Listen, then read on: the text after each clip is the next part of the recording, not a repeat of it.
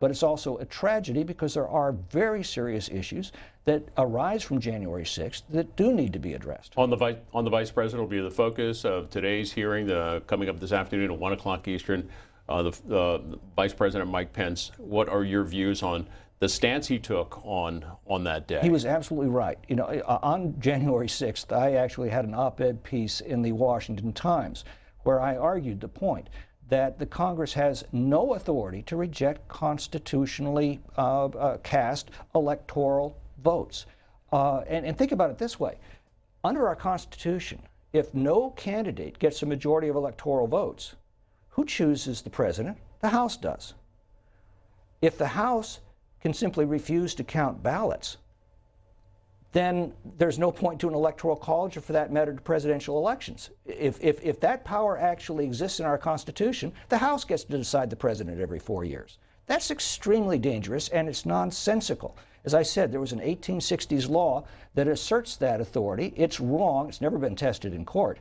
And that was what was at the crux of the challenges to electoral ballots. The Congress has no such authority. It can't, as a matter of simple logic, cannot have that authority if the Constitution is to work the way it was designed. Let's get back to some callers. Manuel in Brighton, Colorado, on our Democrats line.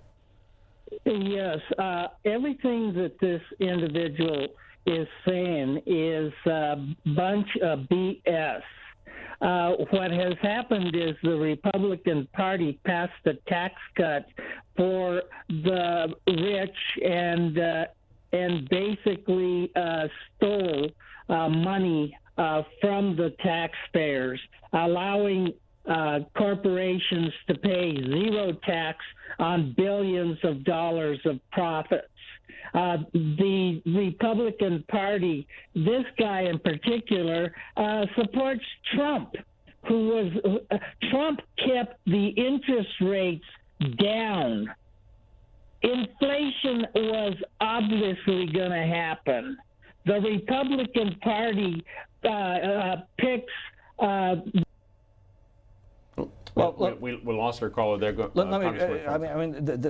data says quite opposite. The inflation rate under Trump was around 2%. It took off like a bat out of hell after we started printing trillions of dollars to pay for Biden's spending spree when he took office. That should be fairly clear. With respect to the Republican tax cuts, again, the data is quite different from what your viewer believes. The Republican tax cuts actually produced more revenues after the cuts than we'd been taking in before. Corporate revenues and income tax revenues are now at an all-time high. Why is that? Because the economy expanded rapidly as a result to reducing those burdens. And it wasn't just the taxes, it was also the biggest regulatory rollback in American history. Those policies worked. And it's not just Republican policies, as I said. John F. Kennedy did the same thing. Bill Clinton did it during his administration. Harry Truman did it during his administration. And it's always the consistent result. Reduce the burdens on the economy expands. Increase the burdens on the economy withers and contracts.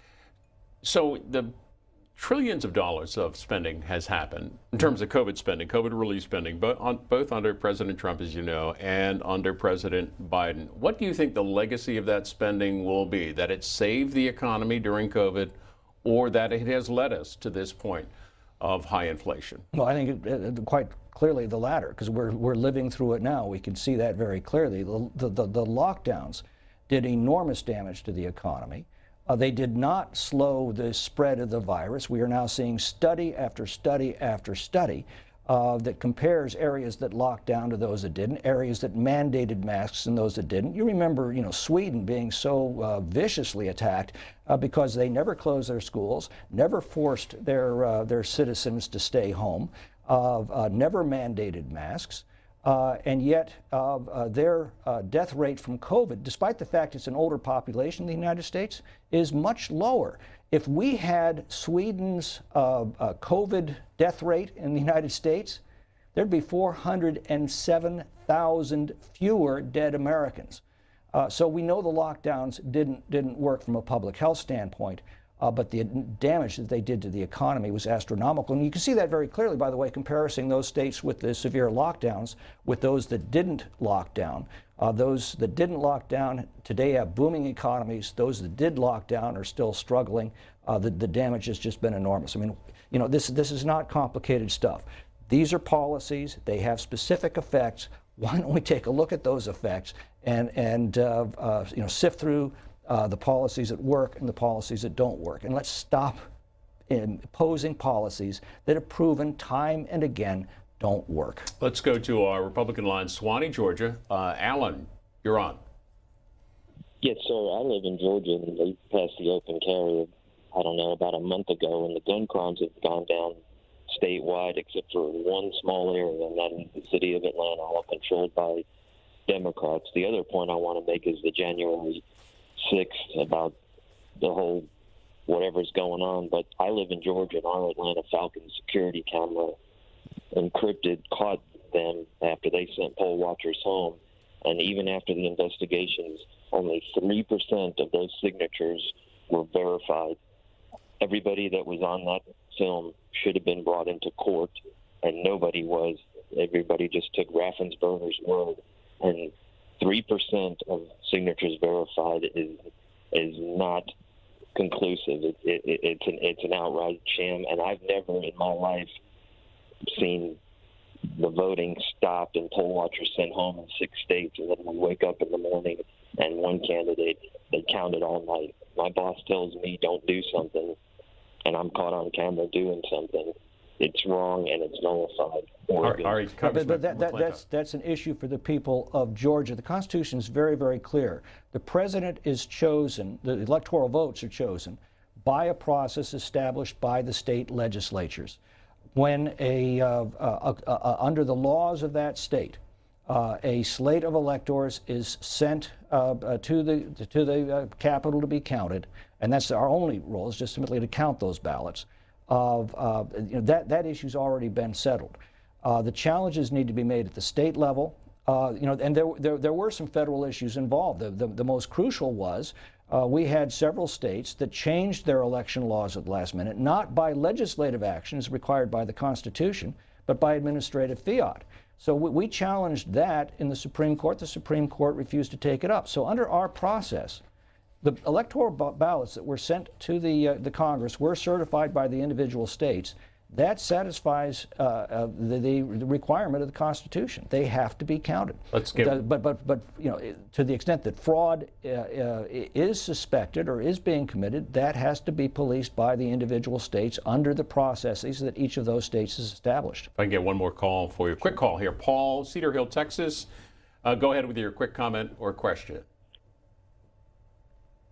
Yes, thank you very much for taking my call. I have a question for the gentleman.